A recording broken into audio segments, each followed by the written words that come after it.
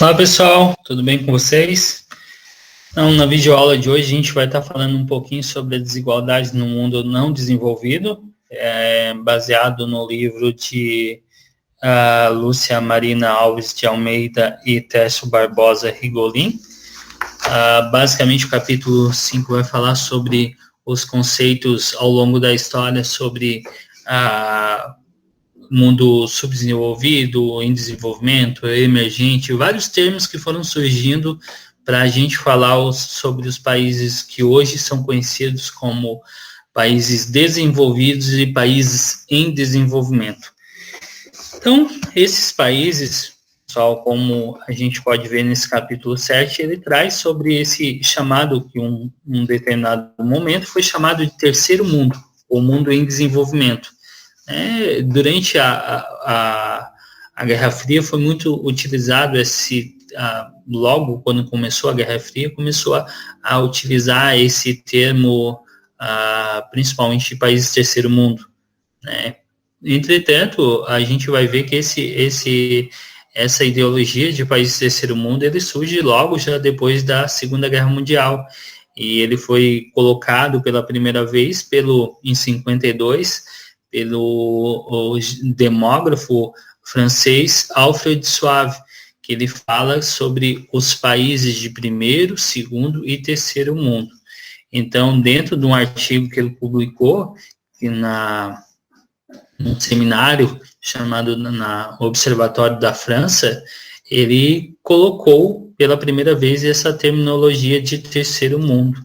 Então, ele disse que o mundo, no contexto da Guerra Fria, o mundo ficou dividido em 3 grupos, que seria o primeiro mundo, o segundo mundo e o terceiro mundo.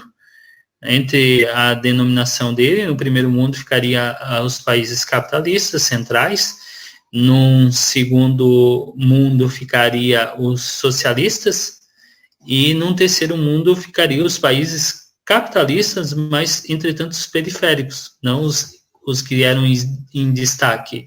A gente tem, dentro até de uma cidade, vamos falar uma cidade, a gente tem o centro e a periferia. O centro, onde é o principal, é a periferia de forma secundária.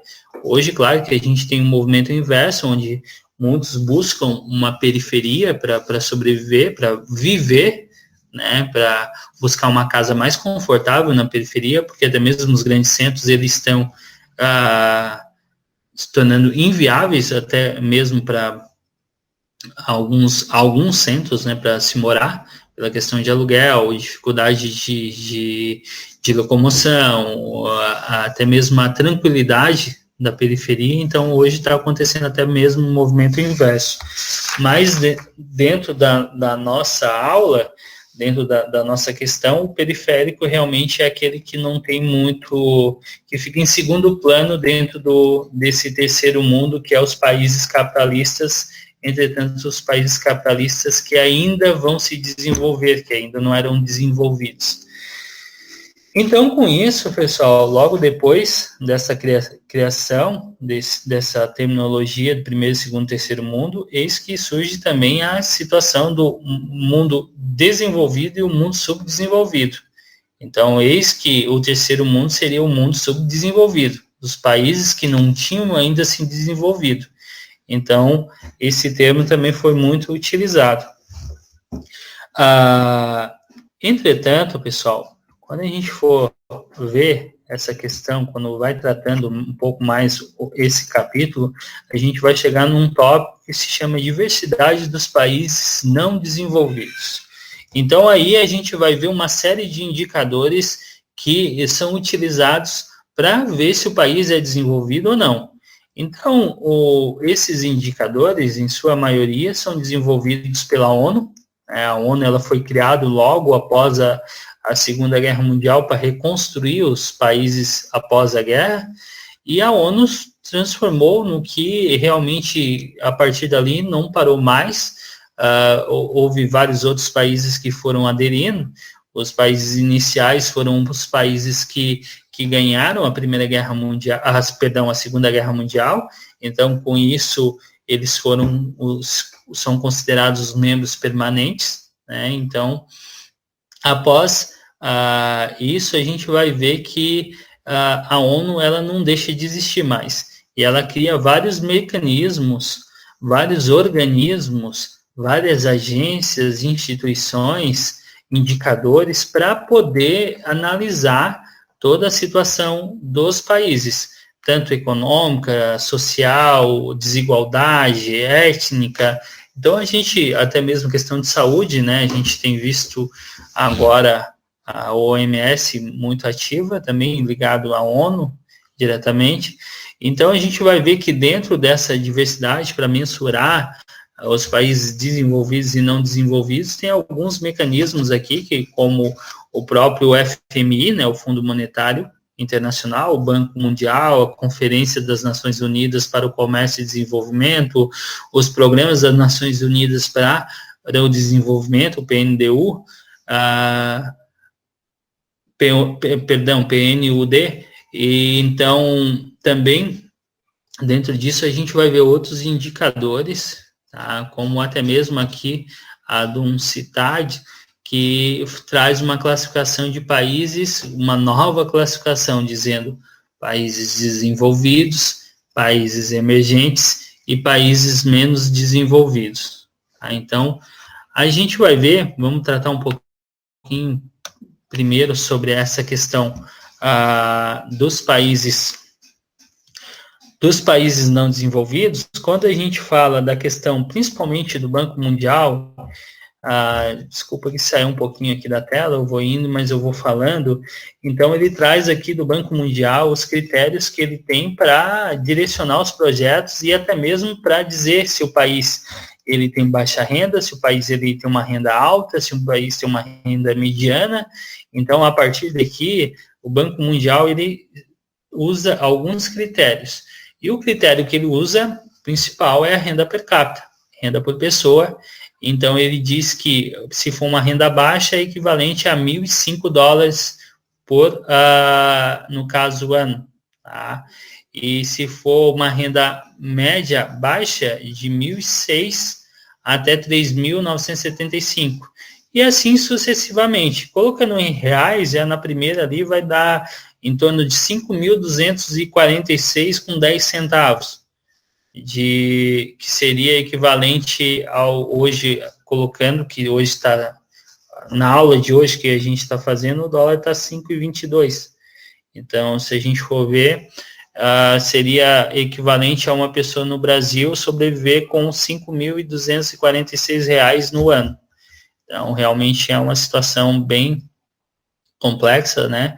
Então, claro que a gente sabe que existem pessoas que vivem assim, que vivem com essa baixa renda, mas, apesar de tudo, o Brasil não é um dos piores rankings do mundo. Inclusive, o Brasil traz uma renda média alta.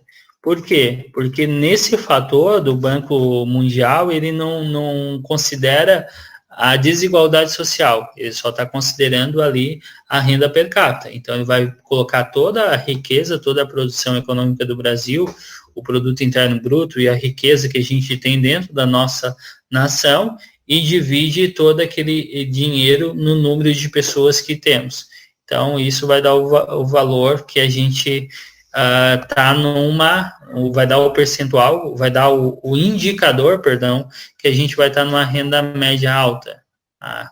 Entretanto, a gente sabe que a desigualdade no Brasil, o indicador Gini, que é referente a essa desigualdade, ele traz que o Brasil é um dos países mais desiguais do mundo, né? Inclusive, num dos últimos indicadores, ele apresentou o Brasil como o 7º país mais desigual no mundo. Ou seja, uma parcela da população bem pequena detém muito dinheiro, e uma parcela muito grande do nosso país detém pouco dinheiro. Então, com isso, a gente vai ver que tem muito dinheiro na mão de poucos e pouco dinheiro na mão de muitos. Então, como eu falei para vocês, a questão também dos países emergentes surgiu muito forte também, essa terminologia dos países emergentes. Então, o Brasil faz parte desses países emergentes, né, países que provavelmente daqui 5, 10, 15 anos vão estar entrando no grupo de países desenvolvidos. Hoje os países ainda são em desenvolvimento, mas o Brasil faz parte principalmente do BRICS, que é o grupo que está ali na porta, tá para dar o pulo do gato, como se diz, que provavelmente muito rápido esses países vão se tornar, tem uma chance bem maior desses países se tornarem desenvolvidos, que é o BRICS, né, o grupo do BRICS, que é Brasil, Rússia, Índia, China e África do Sul. Então, outro indicador que é muito utilizado, que já tem até uma aula sobre isso, é sobre o IDH. Né? O IDH é o Índice de Desenvolvimento Humano, que é o indicador mais utilizado pela ONU, e que ele vai estar baseado em 3 fatores, que é longevidade, saúde, educação, acesso à cultura e renda per capita. Esses 3 que vão definir o IDH de algum país, de algum município, de algum estado, e a partir dali eles vão dizer se o IDH é baixo, se ele é alto, se ele é altíssimo. Por fim, os autores eles trazem nesse capítulo também sobre os problemas do mundo não desenvolvido, citando vários problemas que são enfrentados por esses países não desenvolvidos. E entre esses fatores, eles elencam a questão da desigualdade social, como é relatado ali, eu relatei antes, que o Brasil ele é o 7º país mais desigual no mundo, e daí se a gente for ver, os outros 6 são países extremamente pobres, que como já trata o nosso capítulo, que fala sobre os países não desenvolvidos, mas de uma situação de vulnerabilidade, de pobreza, de desigualdades. Então, a gente vai ver que os outros 6 países abaixo do Brasil são muito pobres também, não só desiguais, mas pobres também. Eles tratam também, apesar do Brasil ser um país desigual, como eu falei, ele não está nessa categoria que a gente está tratando aqui, a gente está trazendo mais realmente para esses países onde seriam considerados países que não teriam não tem uma expectativa de ser país emergente como o Brasil é.